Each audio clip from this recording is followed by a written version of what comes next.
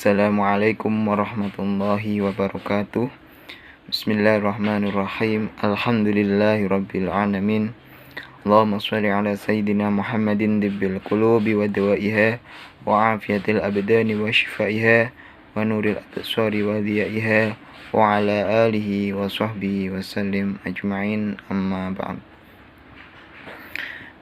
Pada yang terhormat beliau Ustadz Husni Mubarak, Magister Pendidikan Islam, selaku dosen pengampu mata kuliah Pendidikan Kewarganegaraan, dan tak lupa teman-teman kelas PBAC yang saya banggakan. Baik, di sini saya mewakili dari kelompok 5 ya, yang akan mendiskusikan tentang tema demokrasi Indonesia. Di kelompok 5 ini terdiri 1 saudari Ulfa Nur Aini, kemudian nomor 2 saudari Mustafiyah Ahmad, yang ketiga saudara Muhammad Rifki Anas Sahroni, yang terakhir saya sendiri Ahmad Sofi Maulana. Baik, langsung saja ke pembahasan. Sebagai pendahuluan, ketika kita berbicara seputar sistem negara yang bernama demokrasi, seakan tiada habisnya. Terbukti pada abad ke-21 yang dikenal dengan abad kemajuan ilmu pengetahuan dan teknologi, demokrasi masih menjadi pilihan utama berbagai negara di belahan dunia. Bahkan bisa dikatakan demokrasi ini telah mendeklarasikan dirinya sebagai salah satu sistem terbaik yang pernah ada. Lanjut ke pengertian atau definisi demokrasi. Secara etimologi atau secara bahasa, demokrasi berasal dari bahasa Yunani, yaitu dari dua suku kata, yaitu demos dan kratos. Demos artinya rakyat, kratos artinya kekuasaan. Jadi bisa dikatakan kekuasaan rakyat atau suatu bentuk pemerintahan negara di mana rakyat berpengaruh di atasnya atau berpengaruh di pemerintahan rakyat. Kemudian kalau secara terminologi atau secara istilah, demokrasi adalah bentuk atau mekanisme sistem pemerintahan suatu negara sebagai upaya mewujudkan kedaulatan rakyat atau kekuasaan warga negara atas negara untuk dijalankan oleh pemerintah negara tersebut. Dan banyak para ahli yang mendefinisikan demokrasi ini, bisa dibaca di makalah. Kemudian poin B, yaitu bentuk-bentuk demokrasi. Jadi demokrasi ini banyak bentuknya sesuai sudut pandang. Kalau berdasarkan titik perhatian, ini demokrasi dibagi menjadi 2, yaitu demokrasi formal dan demokrasi material. Dibagi menjadi 3, demokrasi formal, demokrasi material, dan demokrasi campuran. Kemudian kalau berdasarkan paham ideologi, ini demokrasi dibagi menjadi 3 juga, yaitu demokrasi liberal, demokrasi proletar, 3 demokrasi Pancasila. Kemudian kalau dipandang atau berdasarkan penyaluran kehendak tidak langsung, 3 demokrasi perwakilan dengan sistem referendum. Kemudian lanjut ke poin C, yaitu nilai-nilai demokrasi. Henry B. Mayo dalam bukunya yang berjudul Introduction to Democratic Theory ini merinci berbagai nilai yang terdapat dalam demokrasi. Di antaranya yaitu menyelesaikan persoalan secara damai dan melembaga. Di demokrasi ini bisa menyelesaikan persoalan dengan cara damai dan melembaga, terstruktur. Kemudian yang selanjutnya nilai-nilai demokrasi yaitu menjamin terselenggaranya perubahan secara damai dalam suatu masyarakat yang sedang berubah. Terus menyelenggarakan pergantian pemimpin secara teratur. Nah,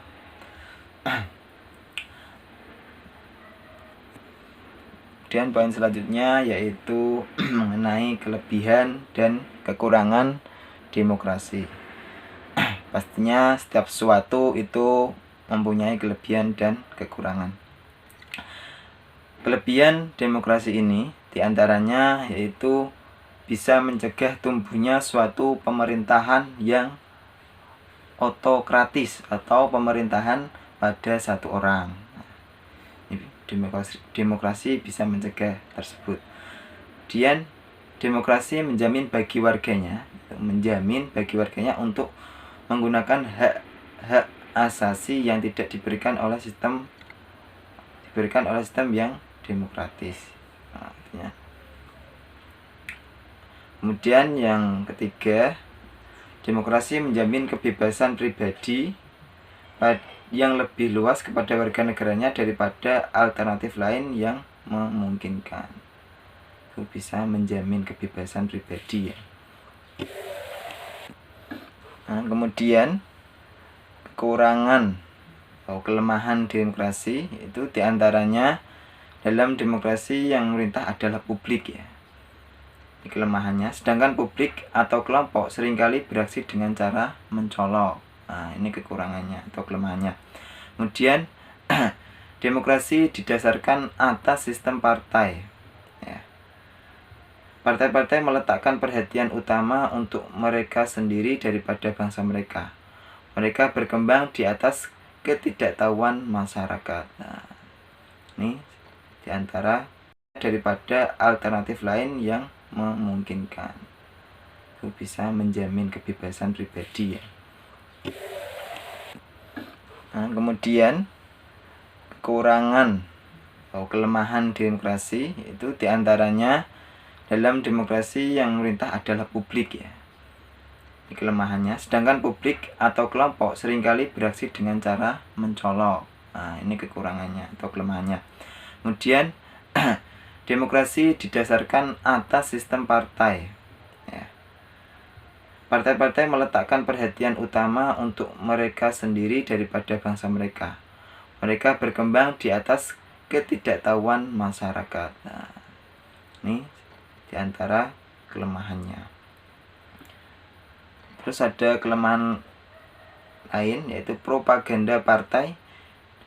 Ya, kelemahannya ini propaganda partai yang sering mengunjungi masyarakat tertentu membutuhkan pengeluaran yang besar.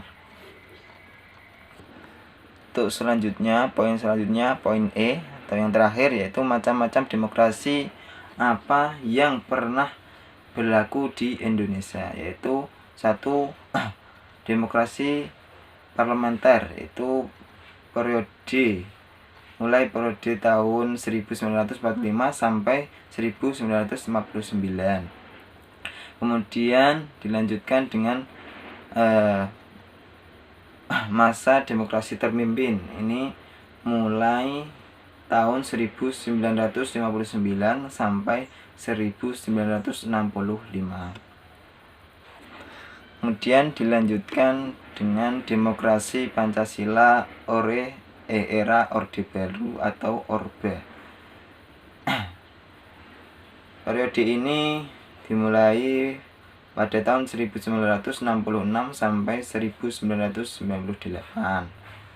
Kemudian dilanjutkan masa demokrasi Pancasila era reformasi. Ini dimulai pada tahun 1999 sampai sekarang. Untuk lebih jelasnya bisa dibaca di makalah ya. Terima kasih atas perhatiannya. Dari kami apabila ada kesalahan dan kekurangan mohon maaf yang sebesar-besarnya. Akhirul kalam, wassalamualaikum warahmatullahi wabarakatuh. Assalamualaikum warahmatullahi wabarakatuh. Saya di sini akan presentasikan makalah yang berjudul Demokrasi Indonesia. Pengertian demokrasi dapat dilihat dari segi bahasa, etimologis, dan istilah terminologis. Secara terminologis, demokrasi terdiri dari dua kata yang berasal dari bahasa Yunani, yaitu demos yang berarti rakyat atau penduduk suatu tempat, dan kratein atau krotos yang berarti kekuasaan dan kedaulatan.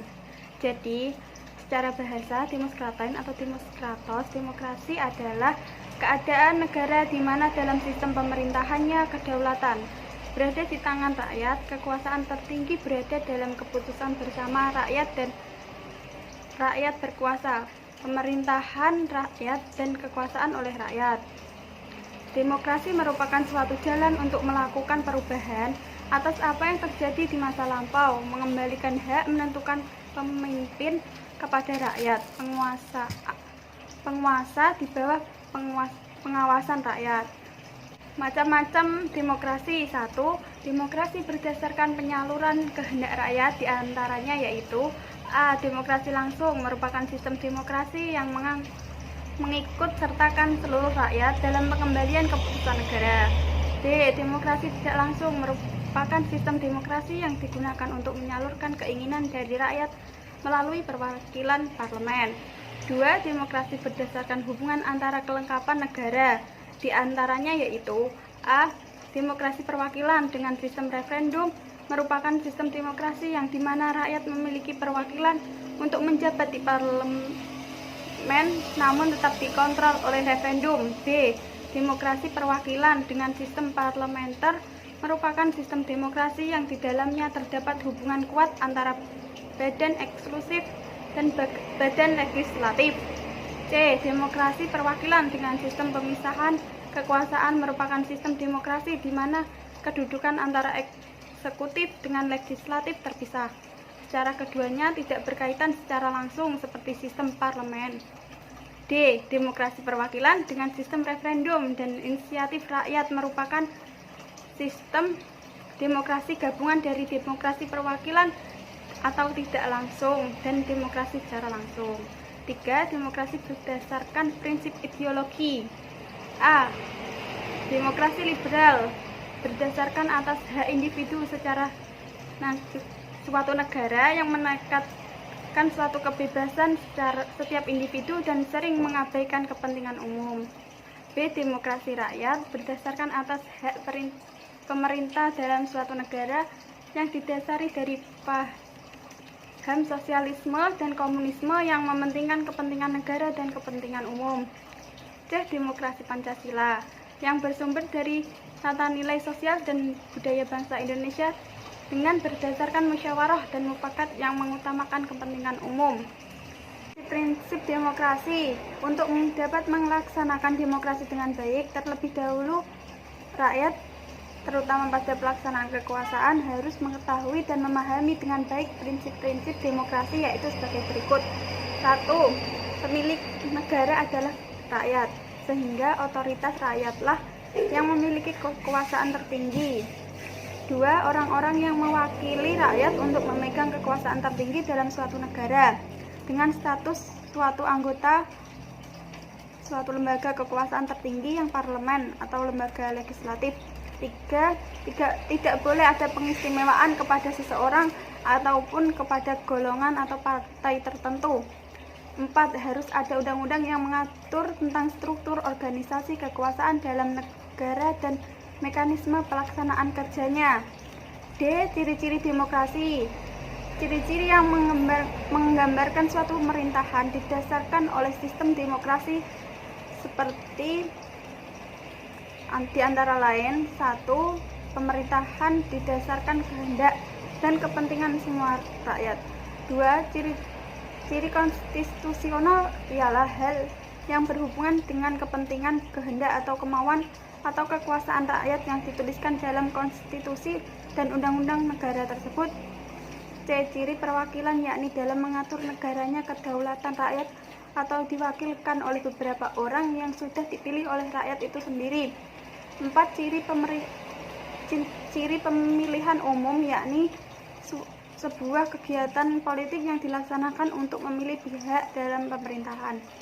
5. Ciri kepartaian, yakni partai akan menjadi media atau sarana untuk menjadi bagian dalam melaksanakan sistem demokrasi.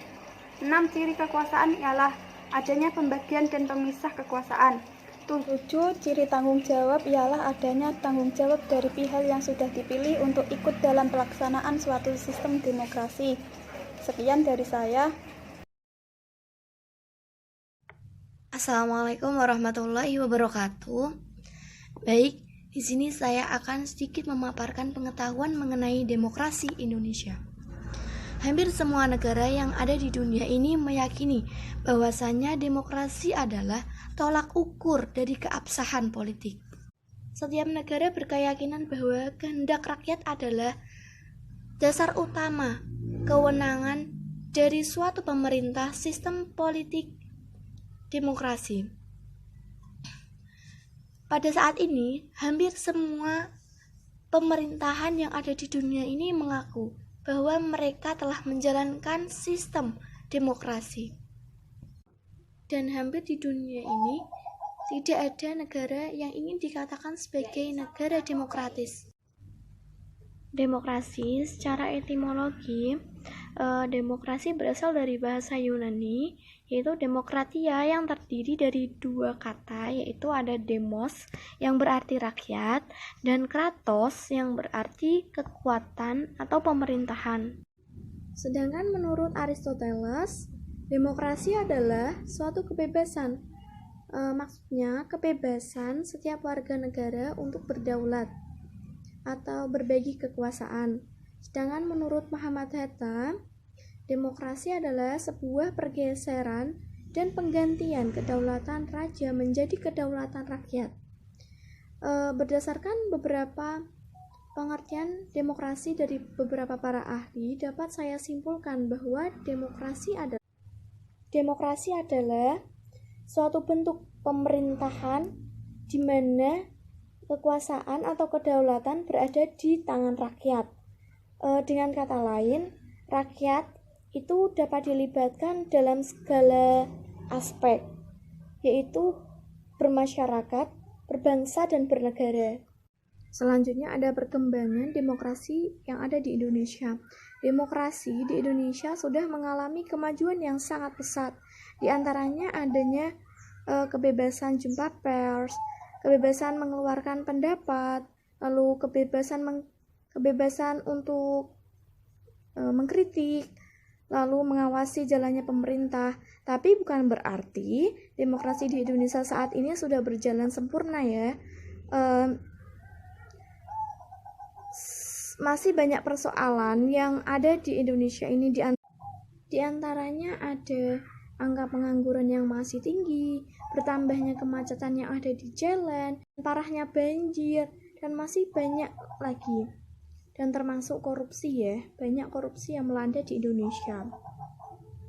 Nah, jika suatu negara mampu menerapkan kebebasan, kebijakan, dan kesejahteraan yang sempurna, maka negara tersebut sudah dikatakan sebagai negara demokrasi. Sebaliknya, jika negara tersebut gagal dalam sistem demokrasi, maka negara tersebut tidak layak disebut sebagai negara demokrasi. Oleh karena itu, kita sebagai warga negara Indonesia yang menganut sistem pemerintahan yang demokrasi, kita wajib harus saling menjaga, memperbaiki dan melengkapi kualitas-kualitas yang sudah ada demi tercapainya suatu kesejahteraan. Tujuan dari cita-cita demokrasi yang akan mengangkat Indonesia ke dalam suatu perubahan. Selanjutnya mengenai landasan-landasan yang ada dalam demokrasi Indonesia. Di antaranya terdapat dalam pembukaan Undang-Undang Dasar 1945, yaitu terdapat pada alinea pertama, kedua, dan ketiga, keempat. Yaitu alinea pertama yang berbunyi, kemerdekaan itu ialah hak segala bangsa. Lalu yang kedua yaitu berbunyi, mengantarkan rakyat Indonesia ke depan pintu gerbang kemerdekaan negara Indonesia. Di alinea ketiga terdapat bunyi, atas berkat rahmat Allah yang Maha Kuasa dan dengan didorongkan oleh keinginan luhur supaya berkehidupan kebangsaan yang bebas. Dan di alinea keempat yang berbunyi melindungi segenap bangsa Indonesia dan seluruh tumpah darah Indonesia. Yang kedua yaitu landasannya terdapat pada batang Undang-Undang Dasar 1945 yang terdapat pada pasal 1 ayat 2 tentang kedaulatan adalah di tangan rakyat. Pada pasal 2 yaitu tentang Majelis Permusyawaratan Rakyat dan di pasal 28 yaitu tentang kemerdekaan berserikat dan berkumpul dan masih banyak lagi. Selanjutnya ada pelaksanaan demokrasi di Indonesia. Dalam perjalanan sejarah bangsa Indonesia ada 4 macam demokrasi di bidang politik. Di antaranya ada demokrasi parlementer atau liberal. Selanjutnya ada demokrasi terpimpin. Lalu yang ketiga ada demokrasi Pancasila pada era Orde Baru. Dan nomor 4 yaitu demokrasi Pancasila pada era Orde Reformasi. Pelaksanaannya, demokrasi pada parlementer ini, dipraktekkan pada masa berlakunya Undang-Undang Dasar 1945 pada periode pertama yaitu pada tahun 1945 sampai 1949. Sedangkan pada masa berlakunya demokrasi parlementer terjadi pada tahun 1949 sampai 1959. Pelaksanaan demokrasi terpimpin berlaku pada tahun 1959 sampai 1965. Lalu pelaksanaan demokrasi Pancasila pada era Orde Baru terjadi pada tahun 1965 sampai 1998. Sedangkan pelaksanaan demokrasi pada Orde Reformasi terjadi pada tahun 1999 sampai sekarang. Demikian presentasi yang dapat saya sampaikan. Apabila saya banyak salah, saya mohon maaf. Semoga presentasi yang saya sampaikan ini bermanfaat bagi teman-teman semua. Dan lebih jelasnya lagi, bisa teman-teman baca di file yang sudah saya share. Dan kurang lebihnya saya mohon maaf yang sebanyak-banyaknya. Wassalamualaikum warahmatullahi wabarakatuh. Assalamualaikum warahmatullahi wabarakatuh. Perkenalkan, nama saya Muhammad Rifki Nasyaroni, biasa dipanggil Anas. Di sini saya akan menerangkan tentang demokrasi modern. Demokrasi yang modern yang seperti sekarang ini merupakan suatu bentuk dari adaptasi nilai-nilai demokrasi yang dahulu di zaman Yunani kuno. Tetapi dalam dunia modern, demokrasi secara langsung seperti Yunani kuno dianggap tidak lagi relevan, sebab selain jumlah penduduk yang semakin banyak, ideologi serta sistem pendidikan modern juga sudah memberikan banyak pengaruh kepada perkembangan demokrasi. Jadi, dalam dunia modern, demokrasi langsung seperti di Yunani kuno menjadi tidak mungkin dan sulit untuk diterapkan kembali di zaman modern saat ini. Lalu, demokrasi modern memberikan bentuk baru dari partisipasi rakyat kepada sebuah sistem keterwakilan yang mendapatkan legitimasi dari pemilihan yang dilakukan oleh rakyat. Salah satu akar demokrasi modern saat ini yang terbentuk sesudah revolusi Prancis. Sekarang Prancis mengubah bentuk negaranya sesudah menumbangkan dinasti Bourbon yang dipimpin oleh Raja Louis XVII yang digantikan dengan Republik Prancis. Sistem keterwakilan modern yang mapan sudah terbangun di dalam keterwakilan Parlemen Prancis atau Majelis Nasional Prancis. Dalam majelis tersebut, semua unsur politik yang ada pada masyarakat Prancis berhak mempunyai wakilnya untuk duduk di parlemen lewat kelompok kiri jauh, kiri tengah, tengah, kanan jauh, dan kanan tengah. Seluruhnya mempunyai hak untuk duduk di parlemen mewakili konstituen mereka, yakni rakyat. Dua wajah demokrasi. Setelah Perang Dunia Kedua di tahun 1948, George Bernard Shaw mengusulkan untuk menghilangkan salah paham serta kekacauan terhadap arti demokrasi. Semua ahli bahasa serta politik dipertemukan untuk meluruskan definisi demokrasi yang sebenarnya. Pertentangan terjadi jika seorang wakil dari blok barat Amerika Serikat, Prancis, dan Britania Raya berbicara tentang demokrasi seringkali bertentangan dengan definisi demokrasi yang dikemukakan oleh wakil dari blok timur, Republik Rakyat Tiongkok, dan Uni Soviet. Negara blok timur mendefinisikan demokrasi sebagai pemerintahan dari rakyat, oleh rakyat, serta untuk rakyat.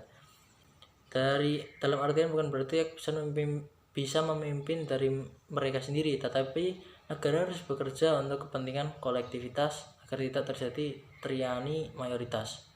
Sedangkan dari negara blok barat mengartikan demokrasi sebagai kebebasan individual, kebebasan berbicara, kebebasan pers, hak untuk beroposisi, hak untuk menentukan pekerjaan, hak mencari uang, sampai hak untuk tinggal dan pergi di luar negeri. Adanya dualisme arti demokrasi setelah Perang Dunia II itu lalu muncul banyak macam kediktatoran yang kemudian mengklaim demokrasi versi mereka, seperti Stalin dan demokrasi sentralistik. Kim Il-sung mentasbihkan negerinya sebagai Democratic People's Republic of Korea atau Korea Utara. Ulbricht yang memberikan Jenderal Jerman Timur dengan Republik Demokratik Jerman sampai di Indonesia. Sendiri kita mengenal. Ada Soekarno dengan demokrasi terpimpin dan Soeharto dengan demokrasi Pancasila. Demokrasi dalam pandangan para pendiri bangsa Indonesia, yaitu sesudah Indonesia merdeka pada 17 Agustus 1945, secara terbuka duet pimpinan di Tunggal, Soekarno dan Muhammad Hatta, sudah mendeklarasikan Indonesia mereka sebagai negara yang demokratis, sebab pada kalimat terakhirnya dikatakan dalam teks proklamasi, yaitu atas nama bangsa Indonesia. Jika dikaitkan dengan definisi bangsa, maka yang dimaksud ialah seluruh rakyat Indonesia. Jadi kemerdekaan Indonesia adalah kemerdekaan yang diperuntukkan untuk rakyat Indonesia sendiri. Sekian dari saya, kurang lebihnya mohon maaf jika ada tutur kata yang kurang berkenan. Mungkin kabarnya sedikit jahat ya, mohon maaf. Wassalamualaikum warahmatullahi wabarakatuh.